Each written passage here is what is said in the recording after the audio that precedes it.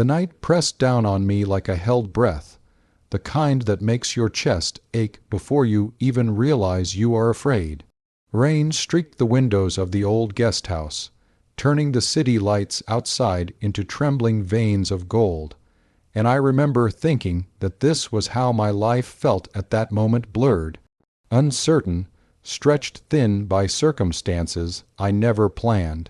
I had come here with nothing but a small bag, a tired heart, and the stubborn hope that tomorrow might be kinder than yesterday, and I did not know that this night, in a room too small for distance, would quietly change the direction of everything. If you believe in kindness, in second chances, and in the idea that small moments can transform entire lives, take a second right now to like this video, share it with someone who needs hope, comment your thoughts, and subscribe to the channel, The Kindness Chronicles, so stories like this can keep reaching hearts that are still learning how to heal.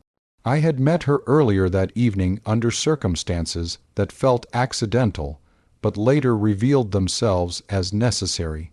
A delayed bus, a missed connection, and a storm that refused to calm had pushed both of us into the same aging guest house on the edge of the city.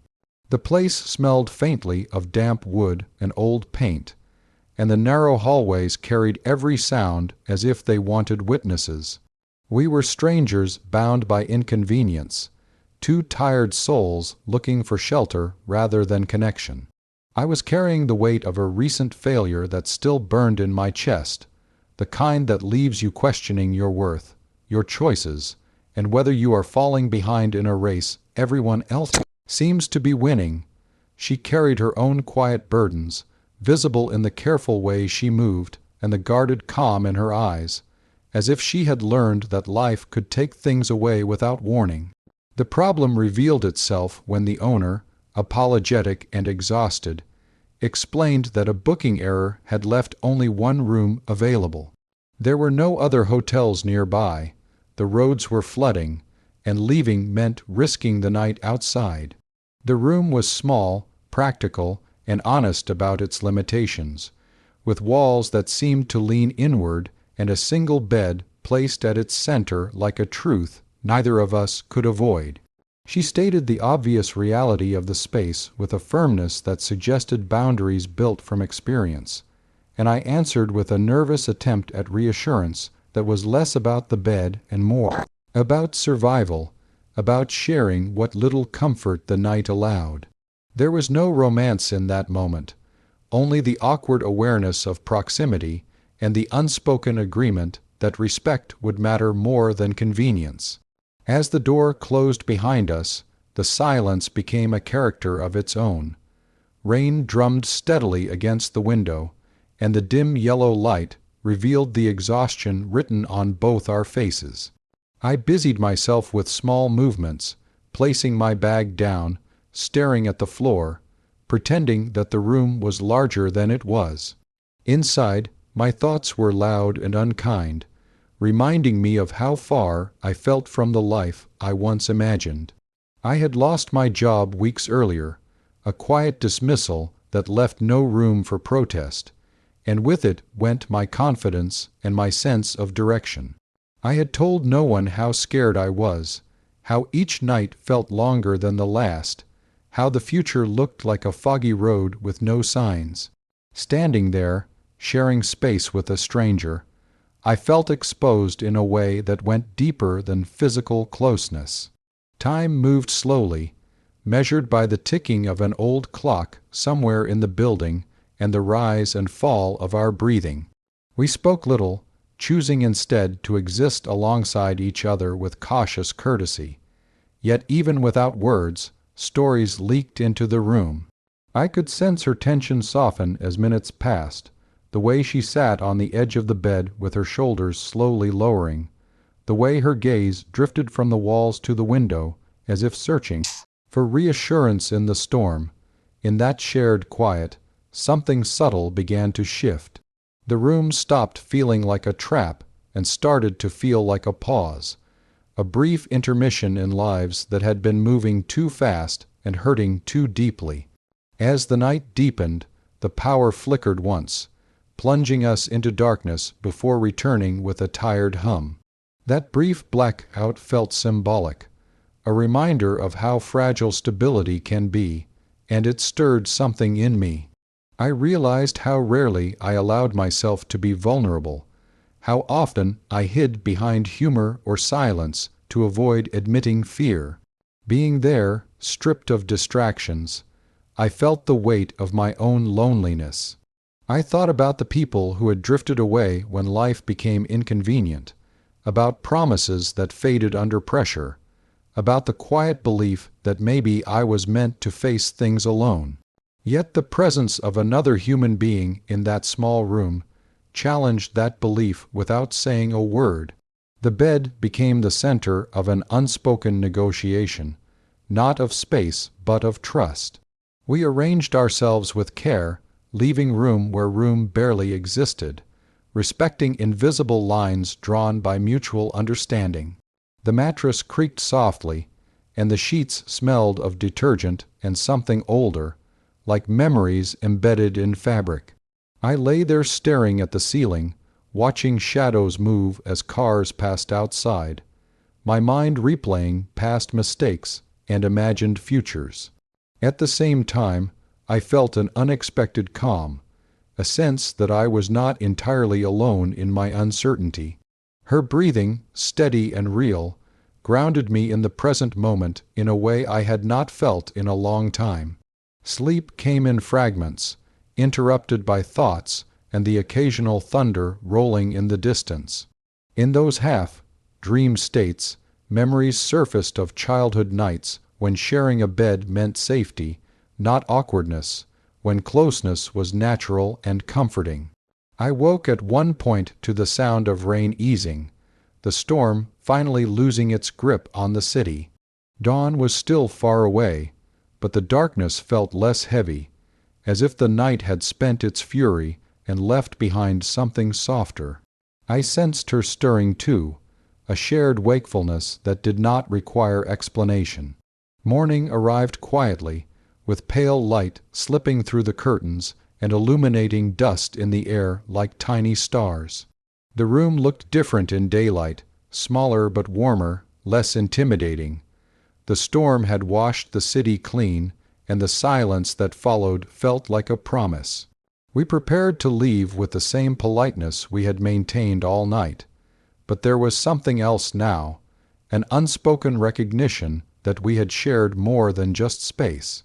We had shared a moment of trust in a world that often discourages it, a moment of kindness rooted in necessity but grown into something meaningful.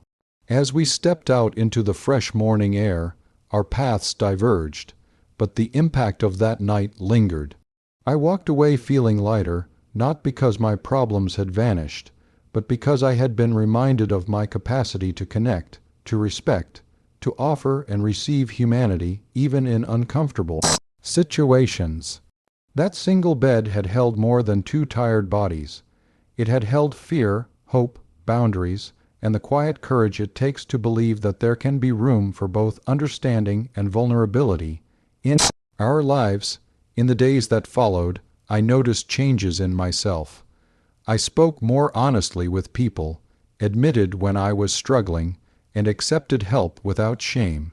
I approached opportunities with less bitterness and more openness, remembering that night as proof that not all unexpected situations end badly. Sometimes they teach us exactly what we need to learn. I never saw her again, but she remained a gentle presence in my memory, a reminder that kindness does not always announce itself loudly. Sometimes it simply shares the space it has and asks nothing in return.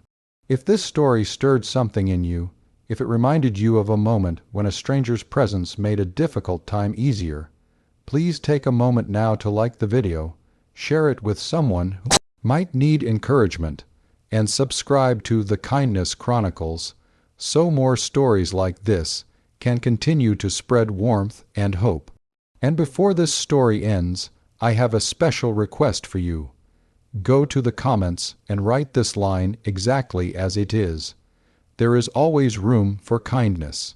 Your words might be the light someone else needs tonight. The night cracked open like a storm without thunder, the kind that presses against the chest before the rain ever falls. And when she finally said she could not hold it in anymore and that she was coming out, the world seemed to tilt, as if gravity itself paused to listen. I remember the way the streetlight outside flickered, how the ceiling fan hummed like a tired witness, and how something ancient and fragile inside both of us broke free at the same time. In that instant, I understood that some truths are heavier than secrets, and some secrets are heavier than love. If you believe in kindness, second chances, and quiet courage, take a moment right now to like this video, share it with someone who might need hope, comment your thoughts, and subscribe to the channel The Kindness Chronicles so more stories like this can find the people who need them most. We had known each other since we were young enough to believe that the world was fair if you were patient and honest. We grew up under the same sky that taught us to keep our heads down and our hearts guarded, where tradition felt like a locked door and fear was the key everyone carried. She was the kind of person who laughed softly, as if afraid of taking up too much space, and I was the kind who listened too much, learning early that silence could be a shield. Our lives ran parallel for years, close enough to touch but never colliding, until the day her eyes held a storm she could no longer contain. The challenge did not arrive all at once. It crept in like a shadow stretching longer each evening. I noticed the weight she carried in the way she hesitated before smiling, the way she watched people instead of joining them, the way she flinched at careless jokes that cut deeper than anyone realized. She was fighting a war no one else could see, a battle between who she was and who the world demanded she be. I struggled too, caught between my instinct to protect and my fear of what protection might cost us both. In a place where whispers could ruin lives, love often learned to hide. Days turned into weeks, and the air around us thickened with unsaid words. I felt helpless watching her fade into herself, knowing that honesty was the medicine and the poison. When she finally reached the edge of herself, it was not dramatic in the way movies pretend. It was quiet, exhausted, and devastatingly human. The truth poured out not as a performance, but as a surrender. She was not asking for applause or permission. She was asking for air. And in that moment, I chose to become the space where she could breathe. Saying it would be our little secret was not about hiding her truth. It was about buying her time.